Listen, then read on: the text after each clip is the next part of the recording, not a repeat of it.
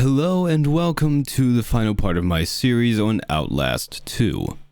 Today is all about the Murkoff Corporation, and then we will have the end. Let's get started.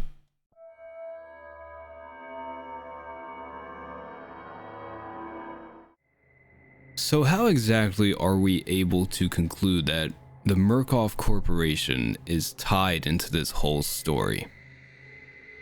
Well, the reasoning behind this one actually gets pretty bad. You find a note. If that isn't thin enough, how about the fact that you don't even know to attempt to make this connection unless you go out of your way to go all the way to this super obscure little island here at the lake to find this throwaway note? Look at where I have to go to find this. Why the hell would you even think to go over here in the first place? And to top it all off, the biggest plot point to even attempt to possibly tie all of this stuff together is hidden away in a note with a reference to a minor character in the first game who wrote one variant post-mortem document. It doesn't even specifically mention Murkoff. They just slapped this woman's name in like that will answer all of the questions. Not only that, but in the document, she wrote that she was getting tired of Wernicke's theories and was submitting requests for leave. So not only did they tie in Murkoff as obscurely as they did, but they did it with a minor character who wrote one note. If you played the first game and you either didn't find that note or didn't remember who the hell Jenny Rowland was, you would have absolutely no idea what this note is talking about. Whose idea was this? There's 3 devs and 1 writer. One of y'all thought this up. Who was it? And do you know what I noticed? All of our explanations are done via notes. Literally, every single one. The fictitious half-term prego stuff, note. Also, the morphogenic engine is apparently causing fictitious half-term pregnancy and the victims miscarry the children. This document essentially explains why there are no women in the game, or more accurately, where they all went because the machine gave them babies. The connection in this game, note. Jenny Rowland's existence in Murkoff, note. By the way, the fandom wiki says that it's revealed that Jenny Rowland was involved with the Templegate experiments. No, it doesn't. The guy writing the notes says he owes her a dinner for being right about what the discomfort will do to the Templegate people. That doesn't mean she's directly involved. She doesn't need to be involved to know this. She worked in the asylum long enough. The post-mortem document, she writes that it's her 14th autopsy of a Walrider patient. She's known how this stuff goes for a while now. Like, people completely miss this, and understandably so. But even when they learn it's Murkoff, they just parrot that info and don't even bother to look further in. A Wikipedia page thought it was a mind control station. This is what happens when people miss this. I was banking on the possibility that it was all not real, but there had to have been something about it. There had to have been. There was something about it. I refuse to believe that the actual Antichrist came in there and just noogied everyone into submission. There's no way.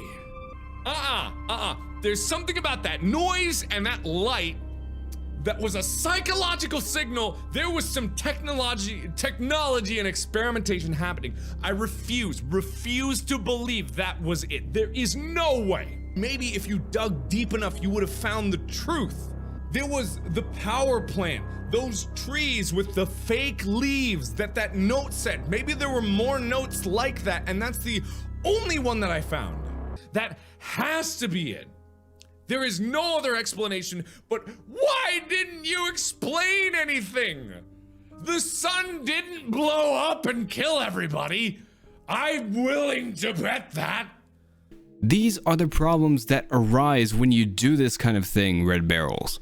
You said this would bridge the gap, but you hid the information that does that. Why? Now, obviously, like the rest of this game, there's some problems. The phantom pregnancies in the first game were said to have happened over the course of a few weeks. In Outlast 2, apparently a few weeks actually means a few hours. On top of that, the phantom pregnancies often end in miscarriages before death. Yet Lynn gives birth, and we're told that the child Blake sees isn't real by Lynn's last line. There's nothing there. Which makes us ask the age-old question that we've been asking for the rest of this story the entire game. What the fuck just happened? Well, here we are, dear viewers. These were my thoughts on Outlast 2. And when I say that the Murkoff stuff is extremely easy to miss, I really sincerely mean that. So I really don't blame any of these web pages or the reviewers for missing it. I really don't know what Red Barrels was thinking here. Overall, I'm severely disappointed that I was able to have this much to say in terms of issues. Like I said, it feels like they had too many ideas that they wanted to put into one game, and ultimately that left them with two separate stories. And instead of scrapping one of them, they just interlaced it in between the main story. And it takes up almost half of the game. This game feels like a joke. But I wanted to be clear.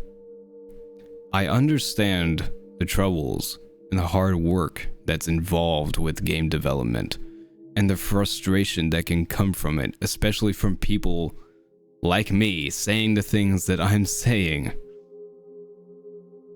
But that's why I want it to be extremely clear that despite everything that I've said about this game, I'm not going to make the mistake to say that it's not a horror game. Despite all of my criticisms, this game is absolutely a horror game, and it does not fail in that regard. Regardless, I actually had a different script written, recorded, and ready to edit. But I just couldn't shake the feeling that I was missing something. So I went back and started a rewrite. And I'm really glad that I did, because not only did I miss what the Murkoff parts of the story actually were, which was why I was as upset as I was about it, but my script was way shorter. Embarrassingly short. After I finished writing this one for the first time, I left it for a few days, and slowly over those few days, I just kept adding and adding and adding stuff. Even after my rewrite, I kept finding more stuff to say. And it really put some things into perspective, and it taught me that I really need to take more time when I'm doing this kind of stuff. It was enlightening. It was nice. Anyway, I think that'll do it for me. Thank you for your attention listening to me ramble about this game. I really do appreciate your time. See you later.